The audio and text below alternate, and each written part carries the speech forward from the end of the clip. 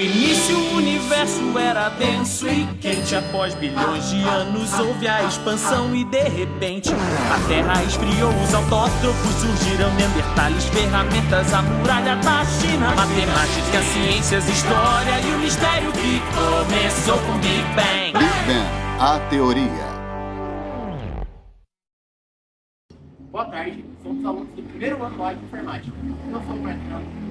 Eu sou o Guilherme Pereira. Eu sou o Guilherme. Eu sou o Bruno Henrique. Eu sou o Pedro Guilherme. Eu sou o Rico. Eu sou o Matheus. Eu sou o Gabriel Chalão. E nesse vídeo vamos trazer alguns experimentos para o nosso projeto de ensino na disciplina de Biologia, proposto pelo professor Vinícius Neves. O objetivo da primeira prática é realizar um experimento semelhante ao de Francisco Redd, observando através do método científico o surgimento da vida. Redd foi o primeiro cientista a questionar a teoria da abiogênese. Ele acreditava que os organismos vivos não se originavam espontaneamente. Em seu experimento, Redd colocou cadáveres de animais em frascos com bocas largas. Alguns foram vedados com uma gaze fina e outros foram deixados abertos. Após alguns dias, observou que surgiram vermes apenas nos frascos abertos, onde as moscas podiam entrar e sair livremente. Já nos frascos fechados, não haviam vermes. Isso porque as moscas não podiam entrar.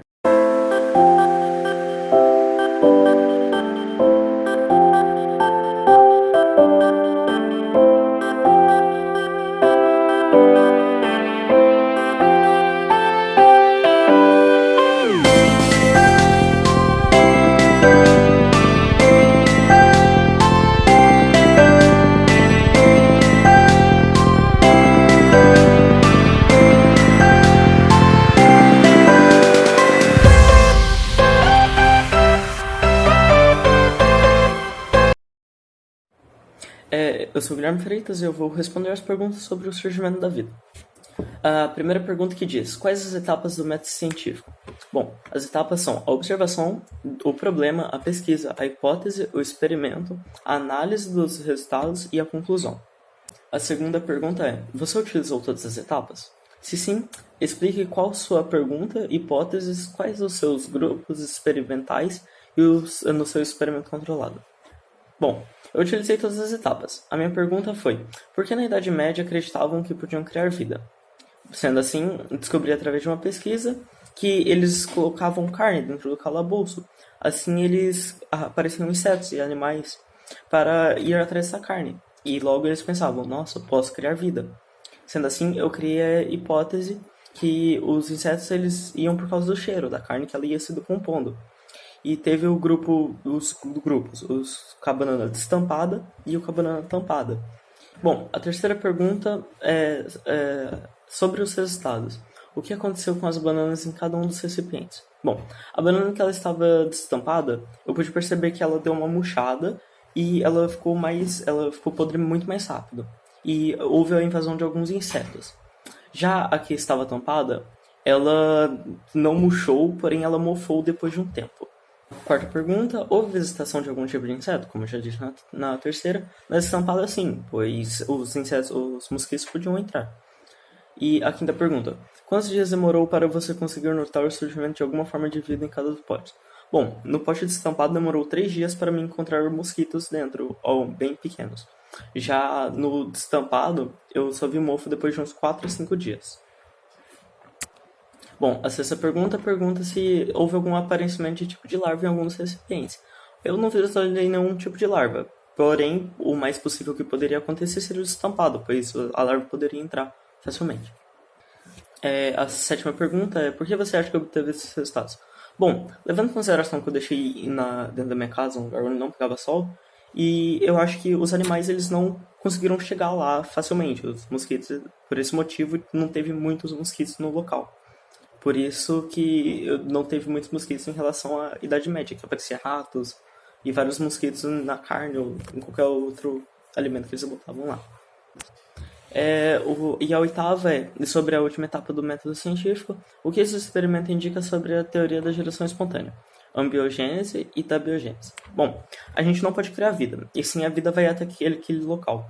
E também podemos perceber que a vida está no ar, porque até mesmo no pote tampado houve a criação de mofo. Então, a vida está presente em todo esse conjunto. A segunda prática envolve a estrutura da célula e divisão celular. Nosso objetivo é mostrar a estrutura da célula em período interfásico, com representação das principais organelas citoplasmáticas e também montar um esquema das etapas da mitose. Tá.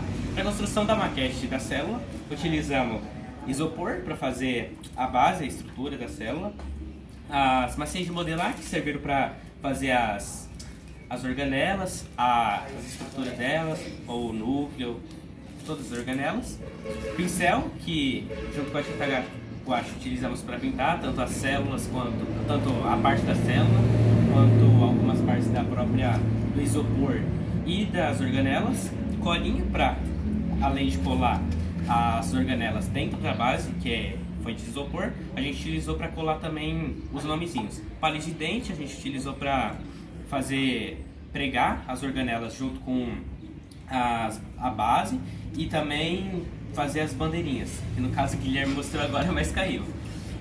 Tesoura para recortar papel, recortar qualquer coisa que a gente precisava, e o papelzinho para, além de proteger, como foi visto aqui, de cair tinta no chão e tudo mais, para fazer o nome de cada organela, para ficar mais fácil o entendimento da explicação da célula.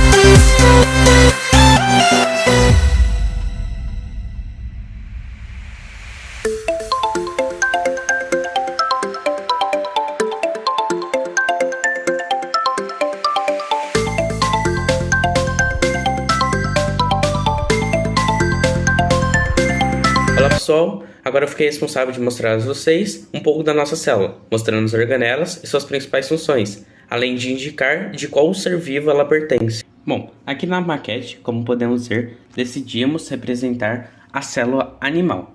E sobre suas organelas, começarei com a membrana plasmática, que é essa área vermelha que está em volta da célula. Ela tem como principais objetivos a proteção, a delimitação de alguns conteúdos e o transporte de substâncias para dentro da célula. Complexo de Golgi. O complexo de Golgi é responsável pela modificação de proteínas e lipídios, tais componentes que são vindos do retículo endoplasmático, organela que eu vou citar mais à frente. Mitocôndrias. Ela tem como objetivo a produção de energia e o calor dentro da célula. Essa energia tal que é chamada de ATP. Já os lisossomos, eles possuem um certo níveis de enzimas. Com essas enzimas, ele é responsável pela digestão de algumas substâncias para a célula.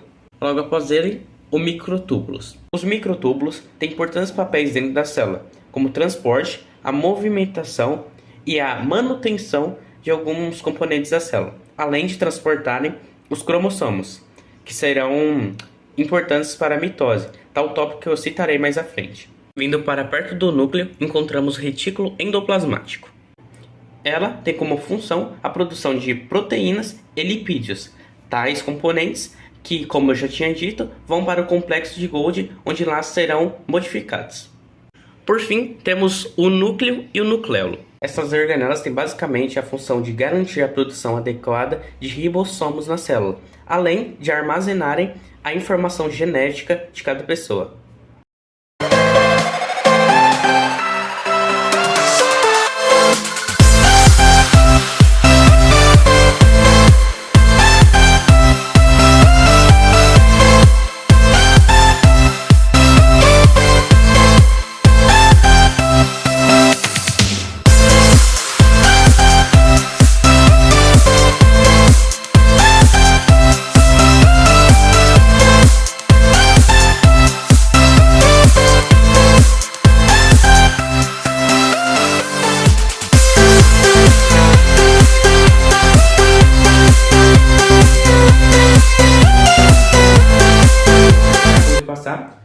processo de construção e o resultado do nosso esquema de divisão celular. No nosso caso, optamos por escolher o processo da mitose, tal processo que origina duas novas células idênticas à célula-mãe. E agora vou citar e explicar os principais processos que estão aqui no nosso esquema. Bom, a prófase, esse daqui, é o nosso primeiro processo. Ele costuma ser, na maioria das vezes, o processo mais longo entre os processos de divisão celular, da mitose.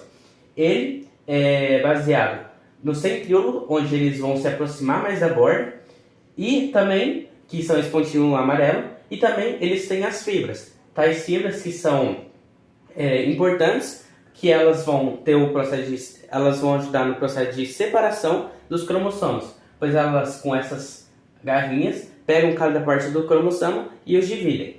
Além disso, a carioteca, que é essa parte roxa, que na verdade é o conjunto de membranas plasmáticas que envolvem o núcleo, ela some ao final desse período. Já na metáfase, os cromossomos começam a se alinhar no ponto central, a chamada placa equatorial.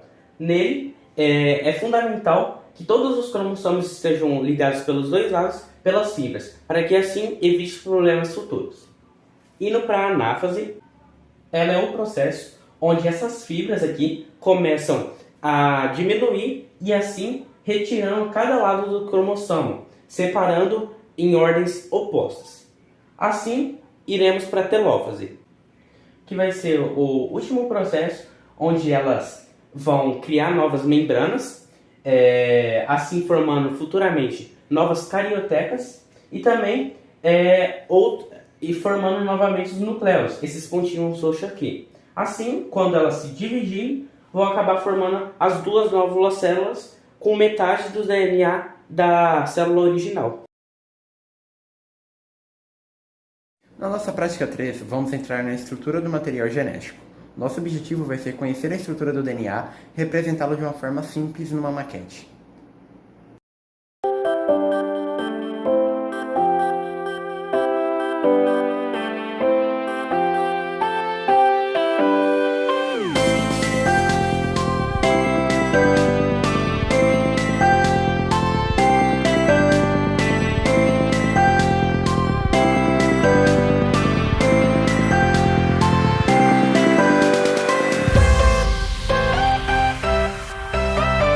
Olá, eu sou o Gabriel Shalom e eu vou explicar as perguntas sobre o DNA.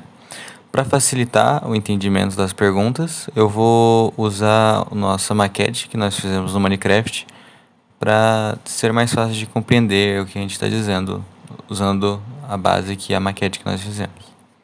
A primeira pergunta é: quais são as bases nitrogenadas? Aqui na nossa maquete, como a gente fez uma legenda, então eu vou mostrar aqui na legenda cada uma delas. Tem a tinina, a adenina, a citosina e a guanina. Na próxima pergunta eu vou mostrar ela na maquete e as ligações que cada uma delas faz. A segunda pergunta é: quais são as ligações das bases nitrogenadas? Aqui nós podemos ver as ligações e a primeira ligação é a de uma tinina em duas adeninas por duas pontes de hidrogênio. A segunda é uma guanina ligada a... duas guaninas ligadas a uma citosina por 3 pontes de hidrogênio. E assim por diante. São as únicas duas ligações que tem que se seguem pelo DNA inteiro. Nessa ordem sempre. A terceira pergunta é: quais são as 3 partes do nucleotídeo? Aqui a gente já falou das bases nitrogenadas, que é uma das partes. Aqui nós temos também a desoxirribose e o grupo fosfato. Aqui as bases nitrogenadas sempre vão se ligar com a desoxirribose e o grupo fosfato vai servir como base. A quarta e última pergunta é: qual a importância do DNA? Basicamente, o DNA é a estrutura que leva os dados de uma pessoa, as características físicas daquela pessoa, para os seus descendentes. Então, o DNA basicamente ele pega os dados físicos, podemos assim dizer, de uma pessoa e leva para os seus descendentes. Basicamente é o que dá as características físicas de qualquer pessoa. O DNA que define a cor dos olhos, o formato do rosto e qualquer outra estrutura física que a pessoa tenha. Tudo proveniente dos dados do DNA. Nossa quarta e última prática, nós vamos ter como objetivo visualizar os efeitos do transporte passivo da difusão simples em células saudáveis.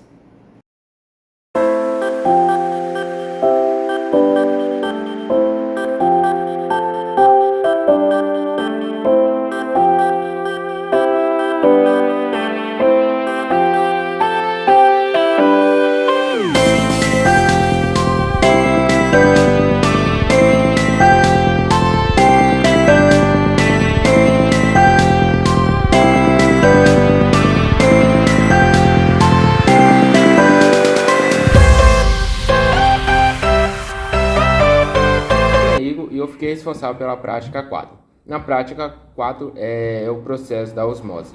Bom, para essa prática eu usei 2 batatas, sal, açúcar e também alguns pratos descartáveis. Bom, primeiramente eu descasquei a batata, cortei ela no meio, usei só 3 metades da batata e logo em seguida eu fiz o buraco da batata. Depois coloquei o sal e o açúcar e separei elas em cada prato descartável, colocando batata com sal, batata com açúcar, batata com tole, o sal e açúcar separados. Alguns minutos depois, já pude perceber que a batata com açúcar e com sal já estava bem molhados. Como isso ocorreu? Bom, a água que estava no interior da célula da batata, ela atravessou as membranas semipermeáveis e foram para um meio mais concentrado, ou seja, o processo da osmose. Bom, a batata não mudou de cor, mas sim de consistência. Ela ficou mais mole, por causa do processo da plasmólise, que é a perda de água da batata. Com a batata controle não ocorreu nada, ela ficou igual. O sal e o açúcar separados também não ocorreu nada com eles. E a água que surgiu da batata com sal e com açúcar só ficaram ali onde estava o sal e o açúcar mesmo. Não foram para fora da batata. E assim terminamos a nossa última prática. Com esse último experimento, concluímos assim o nosso projeto de experiências científicas, onde mostramos a construção e os resultados que foram dados. Concluímos que a vida não pode partir de uma matéria sem vida. Mostramos a estrutura celular. Utilizando Minecraft, mostramos a estrutura do DNA e também mostramos a difusão simples.